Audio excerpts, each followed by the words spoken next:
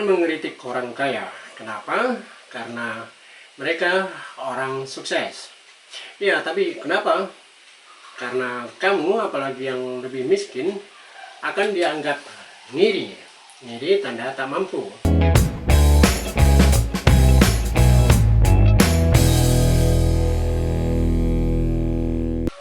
Ketika membuat film Puisi Tak Terkuburkan tahun 2000, Gari Nugroho nyaris melakukan apa saja. Lomba meresensi untuk murid SMA dan mahasiswa se-Indonesia Raya dengan iklan segede gaban, kadang halaman full, kadang setengah halaman, bertubi-tubi berhari-hari, sungguh luar biasa.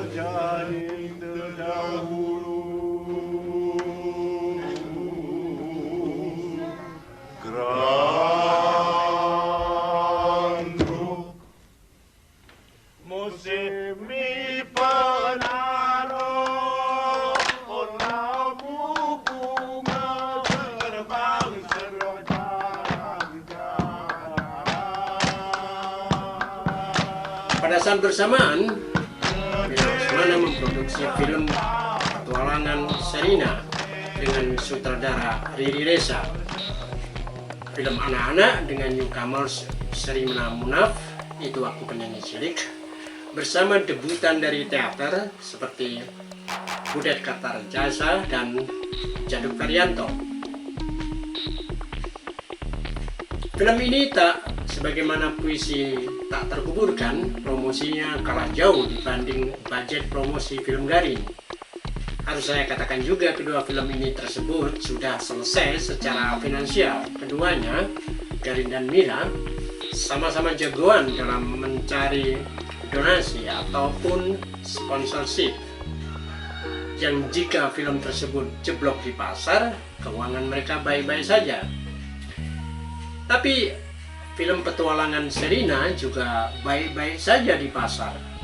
Bahkan sebagai film terlaris waktu itu, hingga disebut-sebut sebagai pintu gerbang kebangkitan produksi film nasional yang sebelumnya terpuruk.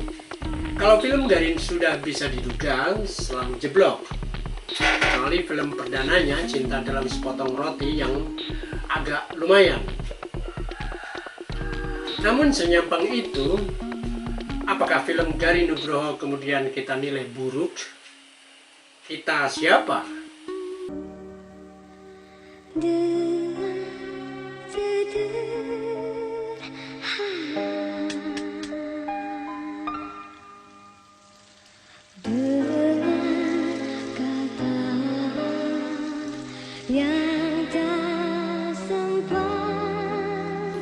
Saya ingin mengandaikan dengan hal yang agak buruk di beberapa tempat parkiran di kota-kota Indonesia.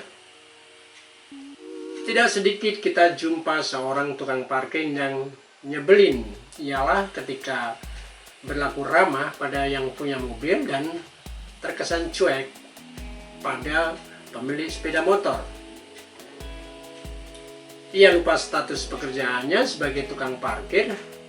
Dia sama sekali tak peduli bahwa harga mobil bisa saja jauh lebih rendah daripada sepeda motor. Pokoknya pemilik mobil apapun merek dan tahunnya selalu lebih kaya. Dan karena itu dengan mental invader harus dijilat pantatnya. Ketika melihat kekayaan Atta Halilintar, Nikita Mirzani, Baim Wong, Raditya Dika, Raffi Ahmad, juga nama lain seperti Deddy Corbuzier, Deddy Mulyadi, bahkan mungkin Refly Harun atau Rocky Gerung dari penghasilan sebagai YouTuber, kita akan dianggap salah jika melihat dari sisi lain mengenai yang mereka lakukan. Apalagi mencoba mengkritisi konten mereka. Kita kemudian disodorin dalih bahwa mereka membayar pajak miliaran ke negara. Ini harus dicek negara mana atau negara mana saja. Karena apa yang dilakukan Atta, Nikita, dan Mbak M juga sama persis dengan yang dilakukan Ledames di desa Pantura Jateng. Sebagai orang desa dengan warna lokal dan culunnya, Ledames juga fenomenal sebagai YouTuber dengan penghasilan sebulan di atas 50 juta rupiah. Itu pendapatan bersih yang diterima, artinya harus dibaca, ia sebetulnya menghasilkan uang di atas seratusan juta rupiah. Cuma karena potongan dari admin YouTube, perusahaan di Amerika Serikat sebesar 40%, membuatnya harus menerima sebesar itu. Tapi kan meski dipotong sebesar itu tetap saja fenomenal, apalagi dibanding tetangganya yang jadi buruh tani, yang tidak jadi YouTuber, tentu saja.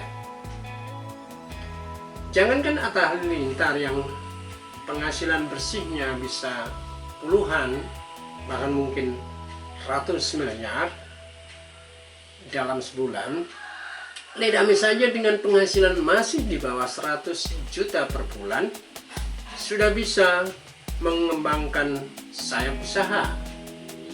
Terbos. Apa lek Dames. Oh, dia ajudan len tukang mayungi mae. Oh, dah keberubah kayak dapat. Ini celoknya. Selain mengembangkan konten dengan membeli beberapa alat produksi penunjang seperti komputer editing dan kamera yang semula hanya bermodal handphone pinjaman dari anaknya. Bahkan jika Mbak Imbong dan Deddy Mulyadi bisa memperbaiki rumah orang miskin dengan satu konten YouTube-nya, Ledames sudah bisa melakukan aksi menraktir semangkok bakso buat seluruh tetangga satu RT. Tapi kita bisa lebih tajam lagi, ini sikap prososial dalam konteks altruisme personal helping atau collaboration dalam pengertian sebenarnya kerjasama saling menguntungkan. Sama seperti program acara di TV semisal Uang Kaget atau Bangun Rumah, di mana duit dan fasilitas yang diberikan pada objek atau narsumnya sebenarnya amat sangat kecil dibanding uang dari iklan dan sponsor yang didapat atas nama acara itu.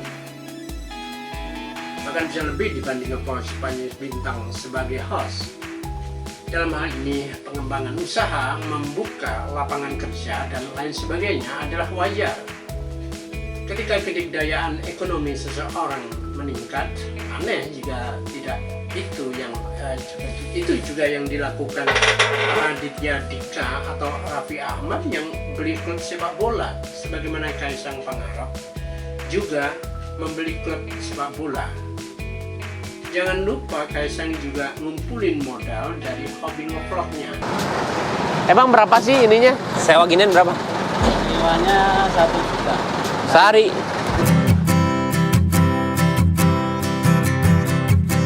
Bapak Urum, gaya tuh. Iya. Coba produknya ada apa aja coba. Wow. Semua ada isinya, bro. Bukan tepu-tepu, bro. Ya di belakang lah, kalau susah di belakang. Atau satu-satu, kalau nggak dapet apa-apa udah. Oh, dapat hadiah dari Bayi lah. Tapi khusus terkait dengan Atta Halilintar yang menghebohkan perkawinannya dengan kesaksian Jokowi, kita sedang membicarakan apa. Akhirnya bener-bener guys ya, ini bukan wacana, kita bukan malam pertama, kita malam pertama guys. Izin suami, suara suami adalah dari Tuhan. Jadi kalau aku kayak izin ini kamu harus nurut, gak bisa kayak sebelumnya. Kalau membicarakan kesuksesan usaha, film petualangan Sherina lebih sukses dibanding film Puisi Tak Terkuburkan. Tetapi apakah senyampang itu? Jika kita ngomongin sisi lain, kemudian sudut pandang yang beda mesti dibentur-benturkan secara tidak proporsional. Itu mirip pula ketika kita menilai kesuksesan orang karena dia kaya raya secara material duit. Tak peduli pintar atau bodoh.